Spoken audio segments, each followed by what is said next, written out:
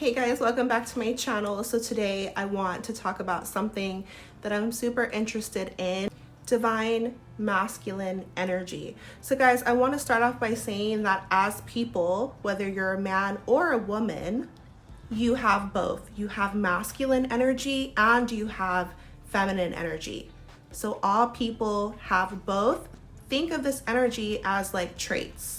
But typically, men tend to embody more masculine energy and women tend to embody more feminine energy. Some men embody more feminine, some women embody more masculine energy. So I want to talk today about divine masculine energy.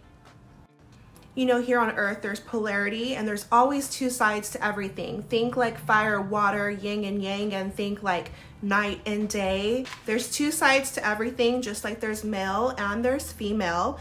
When we learn to balance these energies, we can really live in harmony. The same way there can be masculine traits that are divine, it's important to distinguish divine masculinity from toxic masculinity, because you guys, we are definitely living in a dominantly masculine society, and that's why I feel like it's important to look at this energy. As we learn more about ourselves and as we learn about these things, we can better ourselves, and then that in effect betters the world. So again, masculine traits, it's not just men I'm talking about, women as well. We also have masculine energy. So let's learn about divine masculine. If our leaders and if men embody their divine nature versus the toxic, that's what's really going to help to heal the world. If you're too masculine or if you're too feminine, you are going to run into some problems because you're going to be out of alignment. Which, as you guys can see, I'm rocking my necklace, which just symbolizes balance between the man and the woman versus two men. The balance of the energies of the masculine and the feminine. Because remember, no matter your gender, we embody both. So the first divine masculine trait would be discipline. Discipline. This creates leaders, patterns, you know, your behavior, and is it set up to improve your life? Are you responsible? Do you know how to focus, which is definitely an art, and do you know how to balance your time? Discipline also includes self-control. Self-control. So someone who's embodying their divine masculine has self-control. So the opposite to this, and what would make it a toxic masculine trait, is if there is an excess of controlling behavior.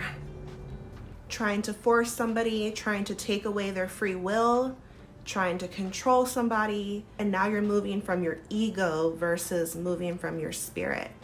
So a practical example that we can see in the world right now is just our governments. You know, they're on a power trip. Discipline is not to be confused with domination. Cannot dominate somebody, then it turns authoritative, what is it? Then it turns like authoritarian and a dictatorship. You know, just like too much control. It's just hella toxic.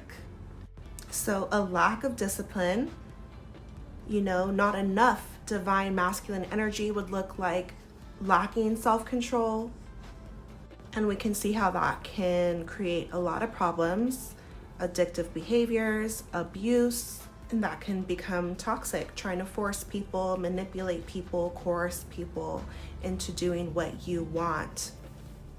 And again, I'm not just on the men, like this goes for all people. You get mixed up with this, now you're in your toxic masculine energy. So the second divine masculine trait that I want to talk about is being logical.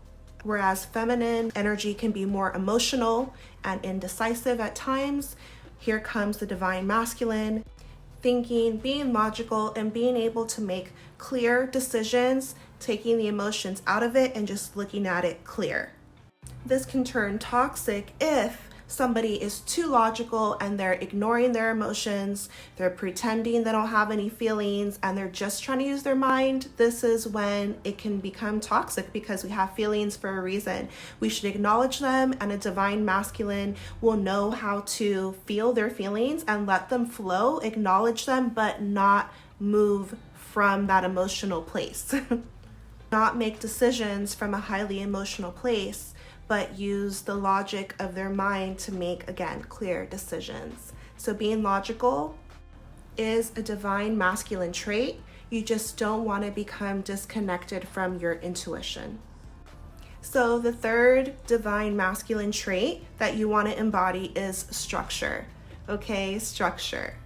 In Eastern philosophies, the masculine is referred to as the yang energy, like the sun, and the active, the one who is creating the structures that the family or the community, the state, the world is going to live by, the rules, the regulations, boundaries. So this is incredibly important. The more structured your life is, the more easily it can flow, ironically. So it would be toxic if there was a lack of structure, no boundaries, and just scattered and not a good foundation, unorganized, all over the place. Healthy structure can definitely benefit your life, man or woman. So the toxic traits, the toxic would factor in if there's too much restriction, too much structure, stubbornness, rigidity, unwillingness to adapt, like being stuck in your ways or stuck in the box type of thing. So yes, structure can be a good, divine, wonderful masculine trait, but think of the super strict father who doesn't care what anyone else in the family thinks. It's like his way or the highway. That's when it turns toxic. So now let's jump into number 4. The fourth divine masculine trait would be the protector. Strong men, the stand-up men, the courageous men, those that jump in when somebody needs some help. And I'm saying men, but it could be women as well. When you're in your divine masculine, you want to protect those who need your help. It could be a stranger. Just think of somebody who sees somebody in need and they jump to help. That is your divine masculine in action. You just have like the feeling of you want to protect those who need your help. You protect versus exploit. So toxic masculinity, in my opinion, would be somebody who has the ability to help. They can protect. They choose to look the other way. And the best example that I can think of is look recently what happened at the Travis Scott concert.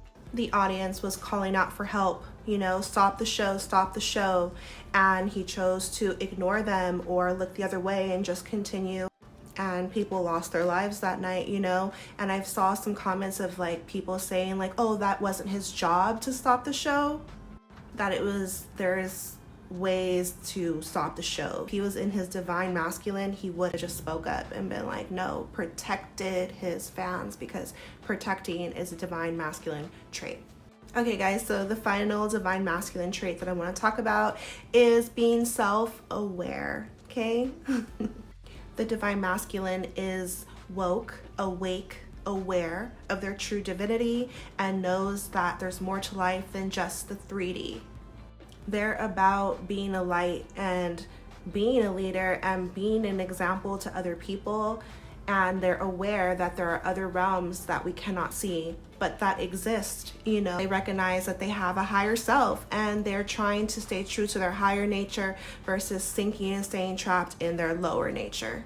You're going to recognize somebody who's self-aware because they're thinking about the foods they eat. They're thinking about their mind. They're thinking about, like their body, the spirit, When you're self-aware, you know why you believe what you believe. It's not just about what somebody told you. It's like you're using your own intellect, you're using your own mind, your own spirit to discern what is true for you, and you're curious. That's how you'll know someone is embodying their divine masculine energy. They're just like in tune with themselves and with their higher self. So somebody is embodying toxic masculinity when they are only concerned with pleasing the flesh or the 3D reality. Like, they're not thinking any deeper, they're not taking a look at themselves, they're not like growing. If you're being governed by your physical desires, if you're being governed by the 3D senses like touch and what you can see and taste, like, then you're not in your divine masculine. You're not understanding that your individual actions have a very real effect on the collective. Someone in their divine masculine understands that everything is a ripple effect, and their actions very much affect not just themselves, but everybody around them, and that's what we need. We need conscious, self-aware leaders to improve the state of the world. Disciplined, but not controlling, structured, but not rigid, able to adapt, logical, able to make clear decisions, but also not be immune to emotions and how other people feel, So I hope that it helped you in some way, and that we can all, male or female, embody our divine masculine energy. So yeah, let me know what you think about this video. I know it's a little bit different kind of from what the ones that I've been making. I think it's really important to learn what our ancestors did, what ancient cultures have left for us to learn, and to really just keep learning, you guys, because we can never know it all, and that you want to stay humble. You want to be in your divine masculine and not be too prideful, you know what I mean? But anyway, and before I go, you guys, I just want to remind us that we should always be moving from our spirit versus our ego. That's how we're going to be unified. That's how we're going to come together. The spirit walks in love versus the ego who just always has to be right. So let's just be humble, love one another, learn from one another, and be open. You know what I mean? So anyways, drop me a comment. Let me know what I missed. Let me know what you think about this. And I'm looking forward to reading them. Thumbs up if you guys want more videos on spirituality. I'm all about it. So I'm here for that. Let me know. I love you. I'll see you in my next video. Bye.